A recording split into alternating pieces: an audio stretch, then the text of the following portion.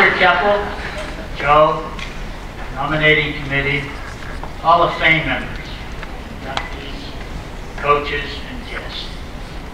I'm extremely honored to introduce the next member as a special friend to the Juniata Hall of Fame, Bernie Swartz.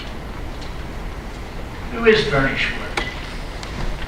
He's a Huntington resident, businessman, an owner of a jewelry store, and a music store.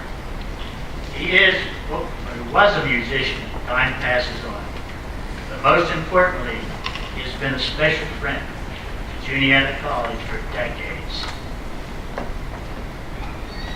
Bernie's contributions to Juniata College athletics are not measured in average yards per carry, or passes completed, or average points scored on the basketball court, or running the 100-yard dash in under 10 seconds.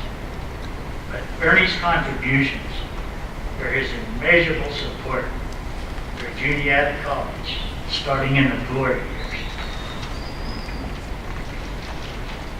I could stand here for an hour and describe some of the many contributions made by Bernie, but I was threatened at 3 minutes, I'm sorry. I was threatened that I could only have 3 minutes.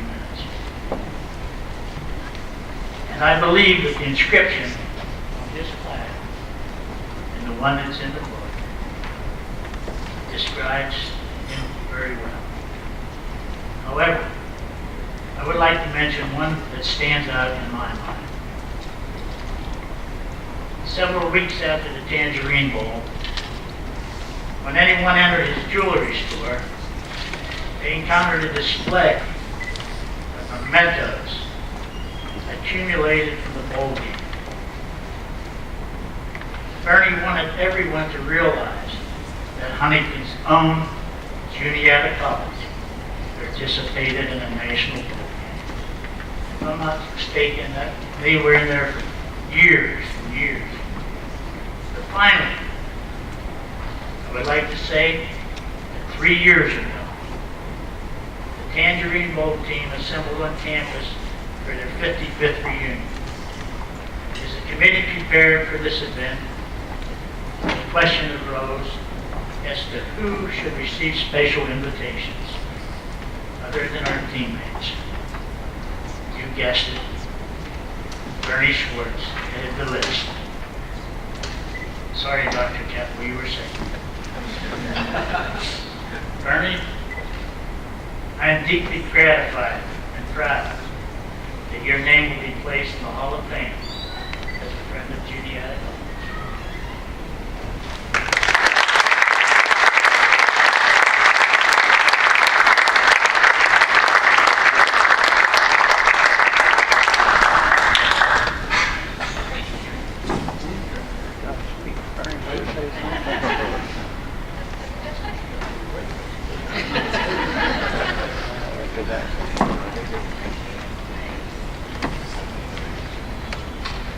No, I just asked one question. As soon as I figure out what it is.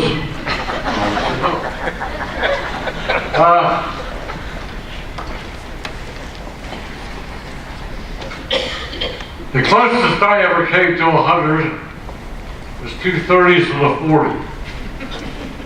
Now, how would you feel if you was in a room with college people and all you did was flunk? I flunked. But everybody got a flunk. All God's children like flunks. Now, I did put some things together. I don't think that being in business 65 years is just the game. Especially if you only have $200. And I did accomplish that. Now, what I don't know is, and I have to read these things off by sheet because I had your alumni, Dr. Tom, What's his last name?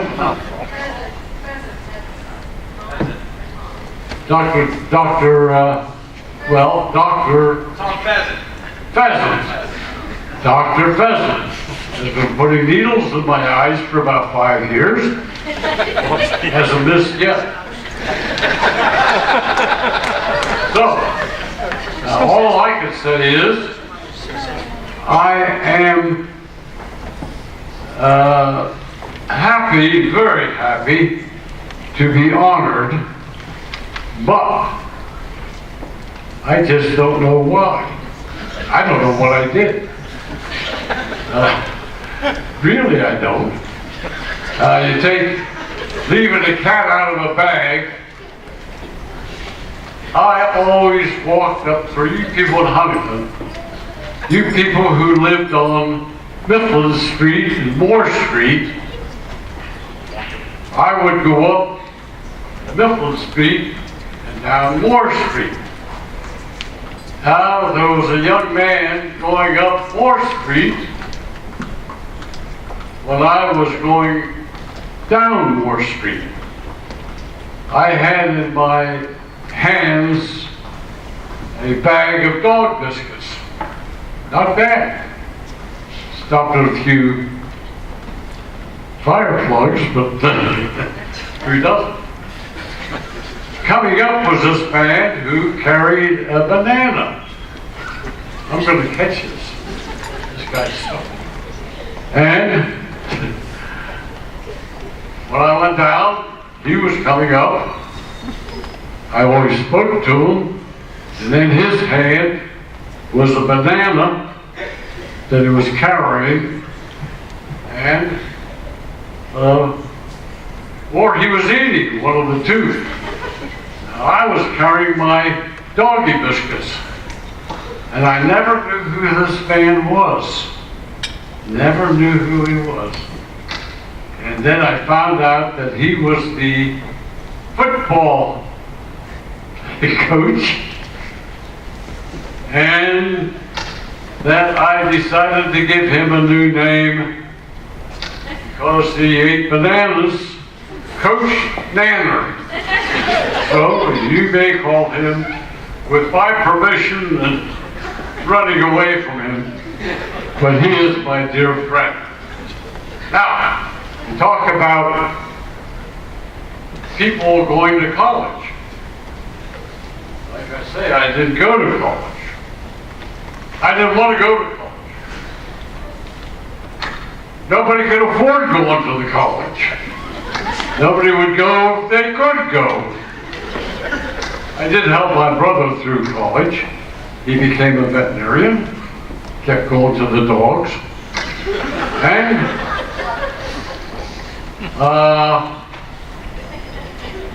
it's just that you gotta be in the world of what the world is. The only thing that I know is that I never threw a pass. You didn't know that, did you, Coach? I don't blame you. I couldn't. I never caught one. I never. What else do you do with a thing? I didn't slide into third base. I didn't do all these things. Not all. But, now this is what I wrote. I may not be able to read this because I wrote it. I do know that in 1953, hardly any of you in here was around. And if you're around, what are you doing here? That in 1953, we have somebody over there that is? Hi, Mom. I do not know that 1953, as a member, I was not a member. I was a member of the Stone Creek Valley Lions Club, of which I'm sure that none of you people know what that means. That's the place outside that has a white barn and all that, and I made the motion to buy that for a place to game. Now, you people this evening talk mostly on business. I can't cope with you because I don't know what you're talking about. If I did know, I would know. Now, as a member of the Stone Creek Valley Lions Club, was honored with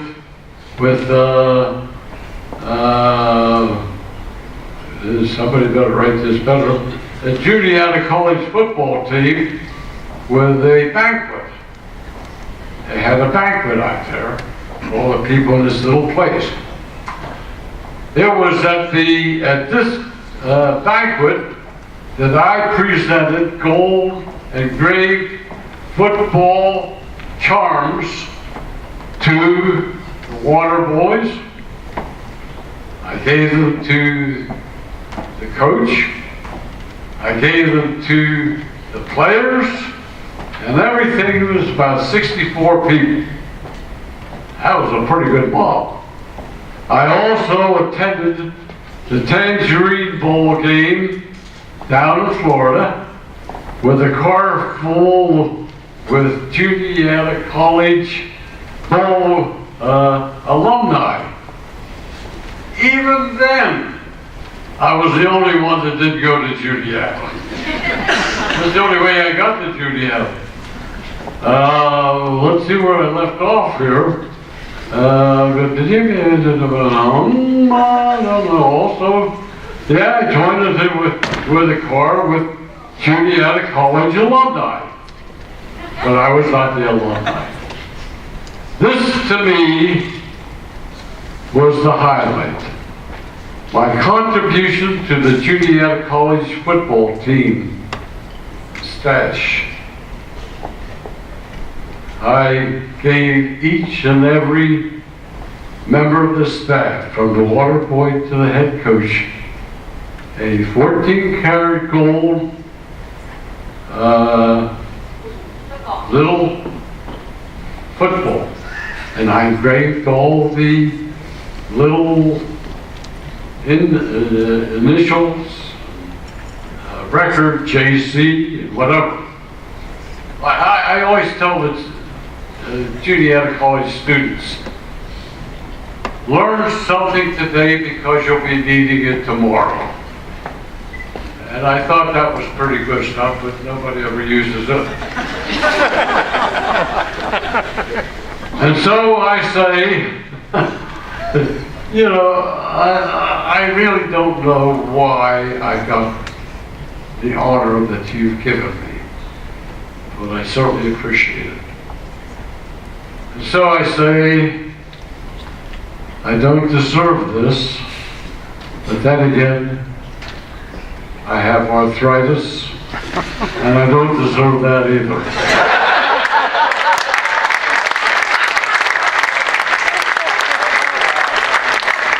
So I thank you, and close with my toast. These are the best days of my life, spent in the arms of another man's wife, my mother. Thank you.